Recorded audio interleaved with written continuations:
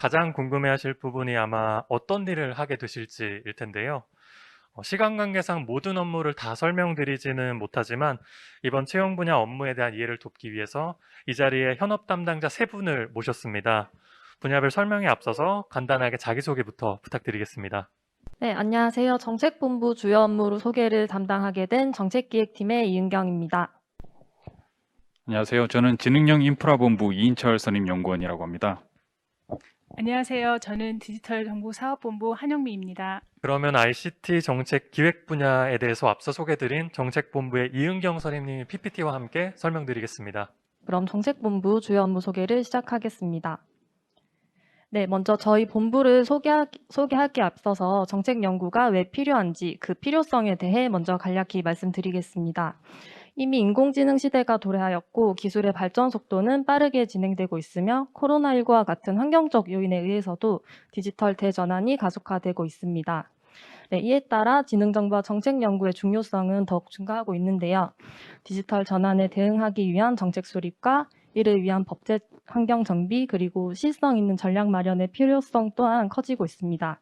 바로 이러한 역할과 기능을 수행하는 곳이 정책본부입니다.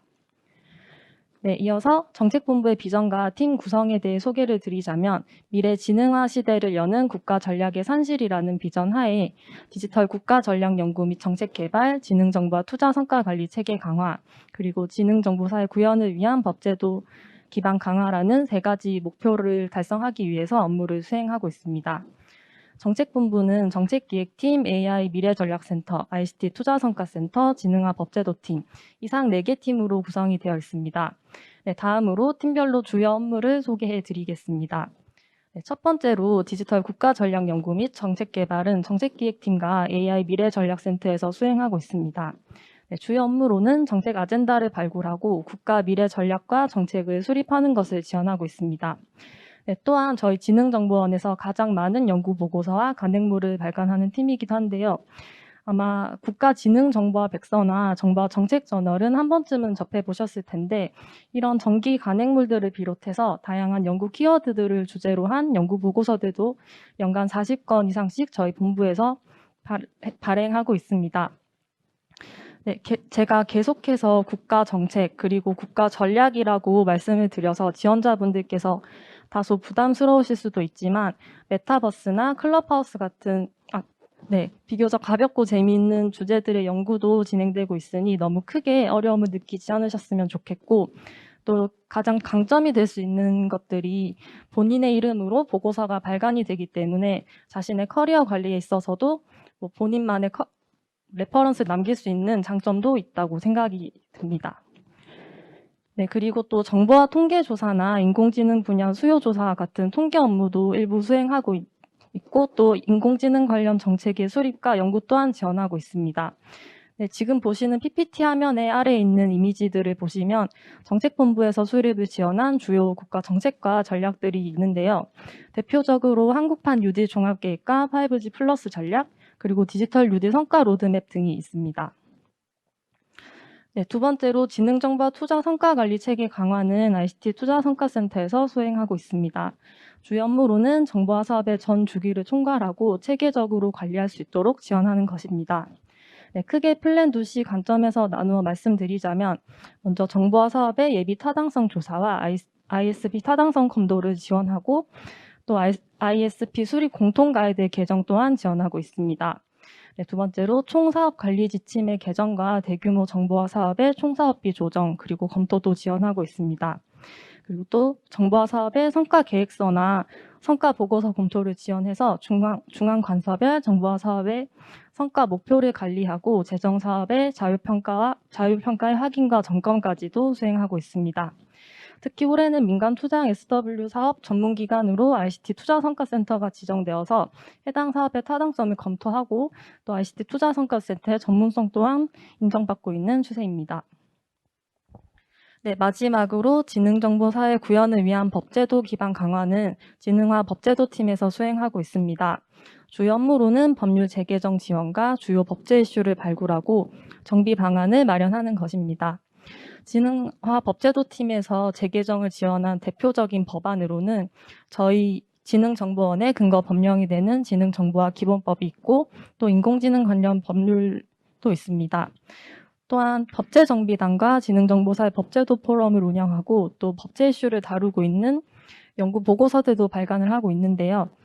지능정보사의 법제도 포럼에 같은 경우에는 저희 지능정보원 유튜브 계정에도 해당 영상이 업로드되어 있으니 참고해 주시면 좋을 것 같고 또 발간된 연구 보고서들도 저희 지능정보원 대표 홈페이지에 게시되어 있으므로 한번 찾아보시면 지원자분들께 많은 도움이 될 것 같습니다.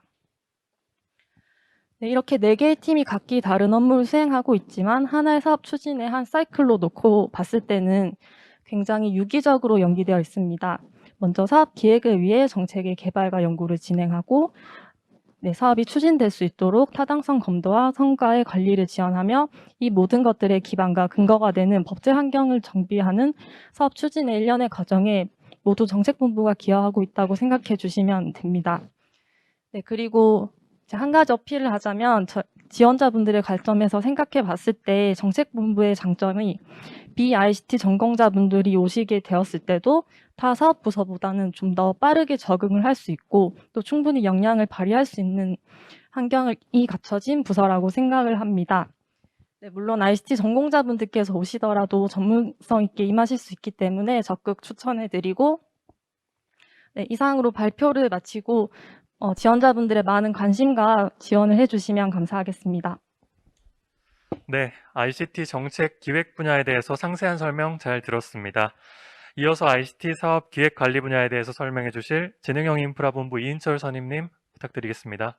안녕하세요. 지능정보원 지능형 인프라본부 이인철 선임연구원입니다. 지금부터 지능형 인프라본부 소개를 시작하겠습니다. 저희 지능형 인프라본부는 국가정보통신 발전과 그 궤를 같이 하며 국가정보통신 인프라의 지속적인 고도화를 지원해 왔습니다. 1990년대 초고속 통신망 구축 계획부터 2010년대 초연결 시대에 대비한 초연결 지능망 발전 전략, 클라우드 컴퓨팅 발전법 등 신기술 등장에 따른 정부 정책, 제도 마련을 지원하고 정책 목표 달성을 위한 각종 사업들을 성공적으로 수행해 왔습니다. 2020년대부터는 우리나라 차세대 인프라 기술 발전을 위해서 엣지 컴퓨팅, 5G 융합 서비스, 양자 암호 통신, 클라우드 등 인프라 기술 외에도 보안 및 활용 서비스 등을 포함한 정책 계획 및 선도 사업들을 수행하고 있습니다. 우리 지능형 인프라본부는 초연결 지능화 인프라 구축, 확산, 송도를 통해서 글로벌 리더십 강화 및 통신 복지를 실현한다는 목표를 수립하고 초연결 지능화 네트워크 구축, 보편적 통신 인프라 확충, 공공 분야 클라우드 이용 확대 등 3가지 전략 과제를 수행 중입니다. 우리 본부의 업무 현황과 팀별 분장 업무를 소개해 드리겠습니다. 우리 본부는 총 6개의 팀으로 구성되어 있고 4개 팀은 네트워크 인프라 관련된 업무를, 1개 단 아래 2개 팀은 클라우드 활용 확대를 위한 업무를 추진 중입니다. 먼저 네트워크 전략기획팀은 국가 네트워크 정책 수립 지원 및 5G 등 차세대 네트워크 기술, 서비스 확산을 위한 사업들을 수행하고 통신 서비스팀은 통신 격차 해소를 위한 공공 와이파이 확대, 농어촌 통신망 고도화 사업, 재난 현장 지원을 위한 재난안전통신망 기술 지원, 통신 서비스 품질 평가 업무까지 수행하고 있습니다. 네트워크 고도화 팀은 네트워크 보안 강화를 위한 양자 암호 통신 인프라 구축, 광통신 소재 부품 상용화 지원 사업 등 네트워크 기반 기술 고도화를 위한 사업들을 수행을 하고 있으며 공공인프라팀은 네트워크 기술에 대한 검증 및 테스트 지원을 위한 센터를 운영하고 디지털 교육 환경 전환을 위한 지원 사업들을 수행하고 있습니다. 클라우드 기술 지원단의 경우 민간 클라우드 산업 활성화를 위한 공공 분야 클라우드 도입 지원 컨설팅 및 교육과 디지털 서비스의 계약 절차 및 시간 단축으로 소요기관과 공급 기업의 편의 제공을 위한 디지털 서비스 전문 계약제도 운영, 개방형 클라우드 생태계 조성을 위한 플랫폼 품질 관리 및 고도화 등을 수행 중입니다. 저희 본부 내 주요 사업 소개드리겠습니다. 저희 본부 내 주요 사업으로는 먼저 초연결 지능화 네트워크 구축을 위한 미래 네트워크 선도 기술 및 장비를 시험할 수 있는 환경을 제공하는 초연결 지능형 연구개발망 구축 운영, 5G 인프라를 활용한 융합 서비스 모델을 발굴하고 공공부문에 선도 적용하는 5G 융합 서비스 발굴 및 공공 선도 적용 사업을, 보편적 통신 인프라 확충을 위한 전국 버스 및 공공장소 공공 와이파이 확대 구축 및 운영, 인터넷 인프라가 구축되지 않은 도서, 벽지 등 농어촌 마을에 100Mbps급 초고속 인터넷망을 구축하는 농어촌 통신망 고도화 사업 등을 수행 중입니다. 마지막으로 공공 분야 클라우드 이용 확대를 위해 저희 클라우드 기술 지원단에서는 기관별 컨설팅, 선도 과제 발굴 지원, 클라우드 도입 활성화를 위한 제도 기반 마련 등 관련 업무들을 수행하고 있습니다. 이렇게 우리 본부에서는 다양한 사업들을 기획, 수행, 관리하고 있습니다. 네트워크 및 클라우드 인프라 국가 사업에 관심 있으신 분들의 많은 지원 부탁드립니다. 감사합니다. 네, ICT 사업 기획 관리 부분에 대한 핵심 내용 잘 들었습니다. 마지막으로 ICT 사업 기획 관리 분야 중에 공공 클라우드 전환 사업에 대해서 상세하게 설명해 주실 한영미 수석님 설명 부탁드리겠습니다. 저는 공공 클라우드 사업단에서 수행하고 있는 행정 공공기관 클라우드 전환 사업에 대해서 설명을 드리도록 하겠습니다. 발표 순서는 다음과 같습니다. 우선 이 사업을 추진하는 추진 배경에 대해서 설명을 드리고 이 사업에 가지고 있는 중기 목표 및 전략, 그 다음에 21년의 주요 사업 내용과 22년 지금 추진되고 있는 주요 사업 방향, 그 다음에 향후 계획 중심으로 설명드리겠습니다. 먼저 추진 배경입니다. IT 서비스 구축 운영의 패러다임이 레거시 운영 환경에서 클라우드로 변화하고 있습니다. 전통적인 레거시 운영 환경에서 IT 자원을 직접 구축 소유하는 방식으로 초기 비용과 매몰 비용 등이 발생하고 구매 절차도 복잡하고 장시간이 소요되는 문제가 있었습니다. 하지만 최근에는 이런 문제를 해결하고 필요한 때에 필요한 만큼 서비스를 이용할 수 있는 클라우드 서비스 이용으로 IT 전환이 이루어지고 있습니다. 다음으로는 이제 기존 운영 환경에서는 정보 자원 활용이 저조하고 또한 이를 관리하기 위한 역량도 부족했습니다. 그래서 본 사업 추진을 위해서 20년에 행정 공공기관 정보 시스템 현황 조사를 실시한 결과 개별 기관의 평균 사용량이 전체 용량 대비 31% 수준으로 사용하고 있었고 대규모 소규모의 열악한 전산 환경에서 운영하고 있는 것으로 나타났습니다.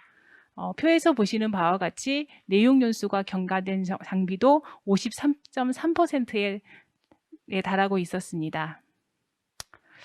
이런 추진 배경에 따라서 정부는 25년까지 약 8,600억 원을 지원을 하여서 행정 공공기관이 가지고 있는 19,000개 정보 시스템을 클라우드 환경으로 전환할 계획을 가지고 있습니다. 그 전환 사업을 저희 공공 클라우드 사업단이 수행을 하고 있습니다. 이 사업 추진을 위해서 전략으로 우선 민간 클라우드 서비스를 우선적으로 이용하고 내용 연수 등을 고려해서 단계적이고 지속적으로 전환을 추진할 계획입니다. 또한 클라우드에 최적화된 설계를 통해 안정적 서비스를 제공할 계획입니다. 표에서 보시는 바와 같이 22년도에는 총 2,400억 원의 예산으로 2,149개의 정보 시스템을 클라우드로 전환 중에 있습니다. 먼저 21년도에 전환 사업 1차 년도엔 21년도에 추진했던 주요 사업 내용입니다. 우선 25년까지 전환 통합을 위한 중장기 계획을 수립하였고 총 302개의 정보 시스템을 클라우드 환경으로 전환 통합하였습니다. 또한 공공부문 사스 선도 지원 사업을 통해서 90개 기관이 117건의 서비스를 이용할 수 있도록 지원했습니다. 그리고 행정공공기관의 클라우드 서비스 이용에 대한 법 제도적 근거를 마련했습니다. 이와 같은 1차 년도 사업을 추진을 통해 공공부문 클라우드 전환에 본격 착수하게 되었고 행정공공기관의 민간 클라우드 활용에 대한 인식도 제고되었습니다. 또한 행정공공기관의 클라우드 수요 창출을 통해 국내 클라우드 산업 활성화에 기여하는 성과를 냈습니다. 다음은 22년 주요 사업 방향입니다. 그러니까 지금 현재 저희 공공 클라우드 사업단에서 하고 있는 업무 내역으로 보시면 됩니다. 우선 첫째, 민간 클라우드 중심의 전환 사업을 추진을 하고 있습니다. 전환 대상 2,149개 정보 시스템의 97% 이상을 민간 클라우드, 여러분이 아시고 있는 KT나 MVP, NHN과 같은 그런 민간 클라우드로 전환을 하고 행정공공기관의 업무 여건에 맞춰서 다양한 형태로 민간 클라우드로 활용하기 위한 모델을 발굴하여 시범 사업을 추진할 계획을 가지고 있습니다. 두 번째로 행정 공공기관이 민간 클라우드 이용을 지원하도록 행정 규칙 등을 정비하고 또한 이용에 필요한 가이드라인을 마련하여 배포할 계획입니다. 또한 전환 완료한 기관들을 위한 공공부문 클라우드 이용 요금제, 표준 계약서, SLA 등 이용 제도를 정립해 나갈 계획입니다. 세 번째로 공공부문의 사스 이용 촉진을 지원을 위해 전환 설계 시 사스 이용 여부를 우선 검토하여 사스 활용을 유도하고 행정 공공 기반 서비스, 행정정보 업무 프로세스에 사스 연계를 통해서 공공부문의 사스 활용 방안을 마련할 계획입니다. 또한 국내 클라우드 기업들이 참여하는 민간 클라우드 협의체를 구성을 운영을 하여서 기업들과 적극적으로 소통을 강화해 나갈 계획입니다. 마지막으로 올해의 사업 추진 향후 계획입니다. 우선 5월에는 공공부문 클라우드 이용 가이드를 마련해서 배포할 계획이고 12월 말까지 2차년도 전환 사업 목표인 2149개의 정보 시스템을 클라우드로 전환할 계획입니다. 그리고 마지막으로 민간 클라우드 활용 모델을 지자체에 시범 적용하는 사업을 지금 수요 조사 중인데 이를 기반으로 해서 하반기에 추진해 나갈 계획입니다. 클라우드는 이제 민간이나 공공에서 선택이 아닌 필수가 되었습니다. 국가 클라우드 대전환 사업에 관심 있고 또한 역량 있는 많은 좀 지원을 부탁드리겠습니다. 감사합니다.